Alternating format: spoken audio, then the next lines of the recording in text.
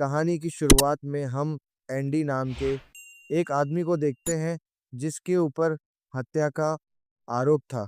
उसने अपनी बेगुनाही साबित करने की लाख कोशिशें की मगर उसके बावजूद उसे 2 उम्र कैद की सज़ा सुना दी गई।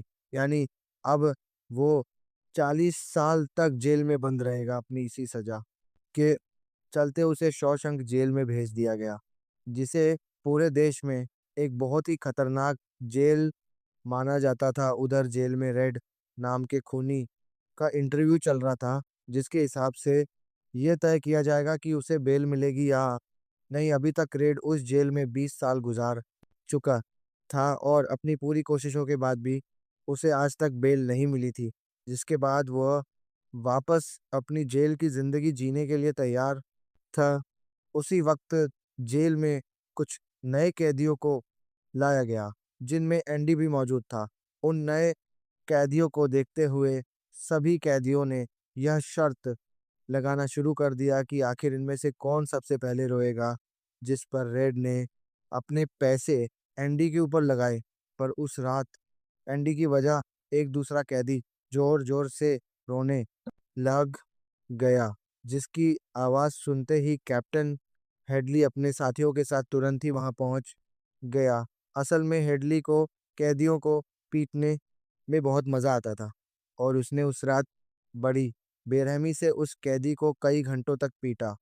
अगली सुबह सभी कैदियों को यह खबर मिली कि हेडली की मार के चलते उस कैदी ने अपनी वादी कुछ दिनों बाद एंडी को यह पता चल गया कि रेड बाहर का सामान जेल के अंदर ला सकता था और इसीलिए वो एक दिन रेड से मिलने के लिए गया। अब एंडी चाहता था कि रेड उसके लिए एक ईंट तोड़ने वाले हथौड़े का इंतजाम करे। रेड को लग रहा था कि शायद एंडी इसका इस्तेमाल जेल से भागने के लिए करने वाला है, पर एंडी ने इस बात से साफ इनकार कर दिया, जिसके बाद रेड ने इस काम के लिए हामी भरते हुए एंडी को सिस्टर्स नाम की एक गैंग से सावधान रहने को कहा, जिनका लीडर बॉक्स आए दिन कैदियों को परेशान करता था।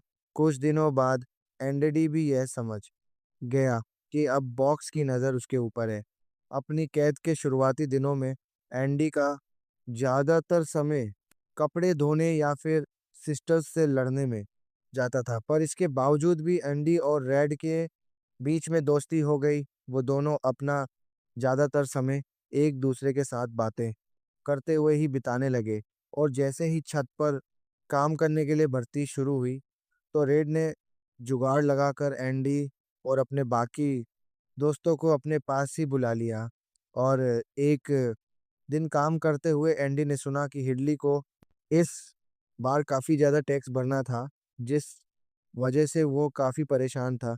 अब यहाँ आने से पहले एंडी बैंकर था, तो उसने अपने दिमाग का इस्तेमाल करते हुए उसे बताया कि कैसे वो इस टैक्स को भरने से बच सकता है। साथ ही उसने कहा कि आप भर भी क्यों रहे हो, खुद से मैं भरता हूँ आपका आईटीआर पर। इसके बदले उसे अपने दोस्तों के लिए चिल्ड बियर चाहिए थी, जिसके लिए हिडली पहले तो तैयार नहीं था, पर एंडी के तेज दिमाग को देखते हुए वह कुछ पुरानी किताबें और पोस्टर्स भी दिए गए, जिनको देखते हुए एंडी की नज़र एक बहुत ही मशहूर गाने की सीडी पर पड़ी और अब वह सभी कैदियों को वह गाना सुनाना चाहता था।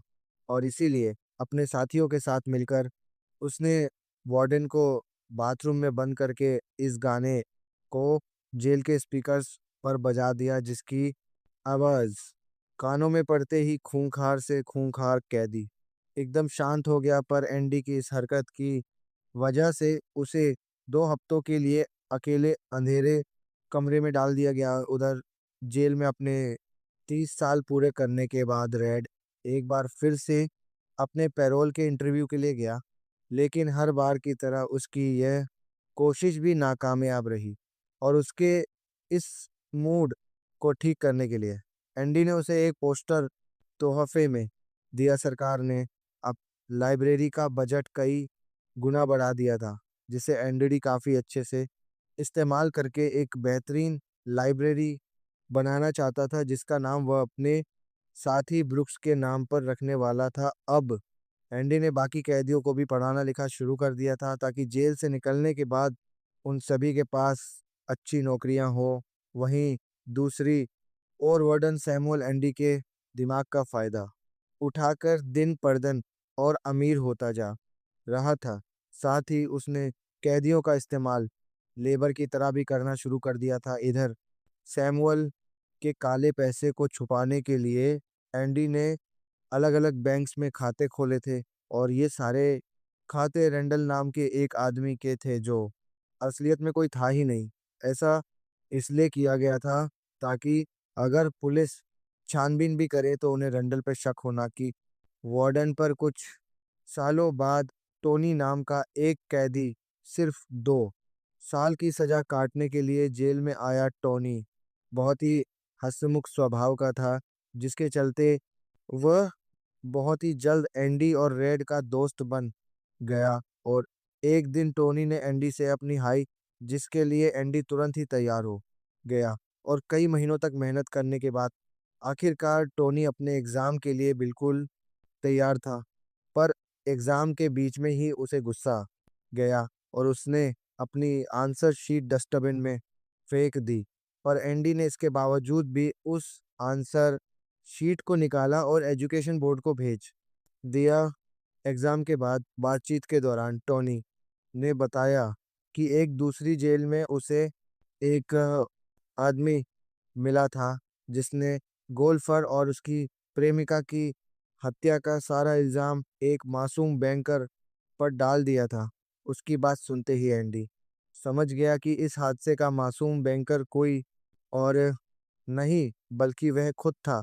एंडी ने तुरंत ही वार्डन के पास जाकर अपने लिए एक नए ट्रायल की मांग की, जिसमें वो चाहता था कि टोनी कोई गवाह बनाया जाए। पर सैमुअल को डर लगा कि अगर ये बाहर चला गया तो मेरा फायदा कौन करेगा, और इसीलिए उसने इसके लिए साफ इनकार कर दिया। और साथ ही उसने एंडी को एक अंधेरे कमरे में 1 महीने के लिए बंद कर दिया।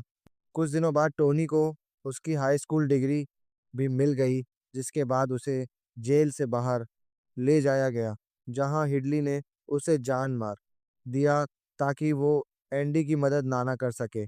इसके बाद सैमुअल ने एंडी को जाकर टोनी की मौत की खबर सुनाई, पर उसका कहना था कि टोनी को गोली जेल से भागते वक्त लगी थी। पर एंडी इस बात को मानने के लिए बिल्कुल तैयार नहीं था, और अब तो उसने वार्डन की मदद करने से भी साफ इनकार कर दिया। पर वार्डन ने धमकी देते हुए बताया कि अगर उसने ऐसा किया तो वो जेल लाइब्रेरी हमेशा के लिए बंद कर देगा। उस अंधेरे कमरे से निकलने के बाद जब एंडी रेड से मिला तो उसने उसे अपने प्यार और परिवार के बारे में बताया कि कैसे अपने काम को लेकर जुनून की वजह से वह अपनी पत्नी से दूर हो गया, और इसीलिए वह खुद को अपनी बीवी के लिए जिम्मेदार मानता था।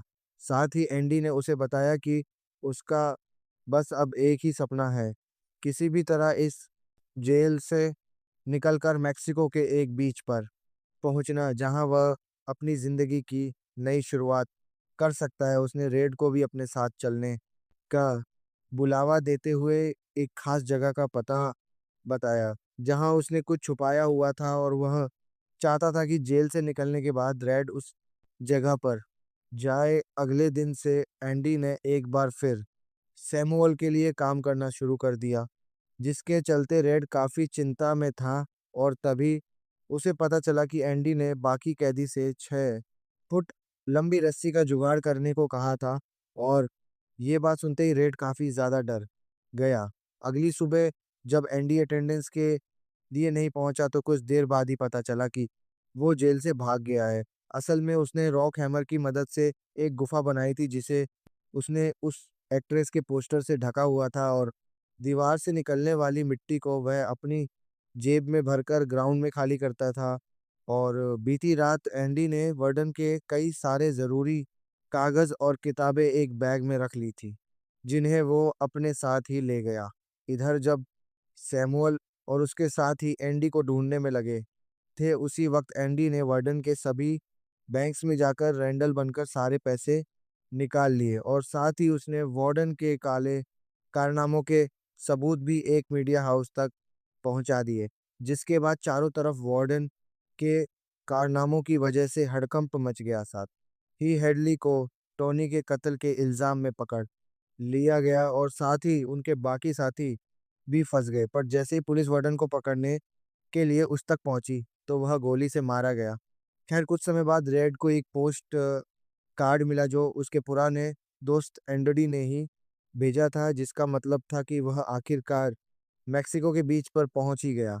यह देखकर रेड काफी खुश था, पर साथ ही उसे अपने दोस्त की याद भी आ रही थी। कुछ समय बाद एक बार फिर से रेड के पैरोल का इंटरव्यू था, पर इस बार उसने किसी को भी खुश करने की कोशिश नहीं की, बल्कि उसने अपने किए पर पछतावा जाहिर किया। उसकी सच्चाई और ईमानदारी को देखते हुए आखिरकार उसे पैरोल पर छोड़ दिया गया। जेल से निकलने के बाद वो उसी कमरे में रुका जहां एक बार ब्रुक्स रुका था और उसने भी उसी दुकान में काम किया जिसमें ब्रुक्स काम करता था और ठीक अपने दोस्त की ही तरह वो भी बाहरी दुनिया में ढल नहीं पा रहा था और इसीलिए उसने वापस जेल जाने के बारे में सोचा। पर हर बार उसे एंडी की याद आ जाती थी और इसीलिए वो एंडी की बताई हुई उस खास जगह पर पहुंचा जहां उसे एक डब्बे में कुछ पैसे और एंडी तक पहुंचने का रास्ता भी मिला। अपने पहले रेड ने उस कमरे की दीवार पर ब्रुक्स के साथ साथ अपना भी नाम लिख दिया और अपनी सारी परेशानियों को पीछे छोड़ते हुए आखिरकार रेड भी अपने दोस्त के पास पहुंच ही गया। क्या इसी के साथ ये कहानी यहीं पर खत्म हो जाती है?